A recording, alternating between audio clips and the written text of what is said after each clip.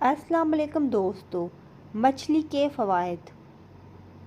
हम सब जानते हैं कि इंसानी जिस्म को विटामिन डी की बहुत ज़रूरत होती है, लेकिन हम ये भी जानते हैं कि सर्दियों में धूप कम निकलने की वजह से जिस्म में विटामिन डी की कमी हो जाती है। विटामिन डी की कमी को पूरा करने के लिए बहुत सारे प्लेटमेट्स भी दस्तियाब हैं, लेकिन इंसान जिस्म मछली से कहीं ज़्यादा विटामिन डी को जज़्ब करता है, जिसमें विटामिन डी के साथ ओमेगा 3 और फैटी एसिड भी ज़्यादा होते हैं, और जो जज्बाती सेहत के साथ साथ कल्बी सेहत को भी बेहतर बना सकते हैं। अगर आपको हमारी वीडियो पसंद है तो कमेंट, लाइक, शेयर और हमारे चैनल को सब्सक्राइब ज़रूर करें। मिलते हैं नेक्स्ट वीडियो में। अल्लाह हाफिज़।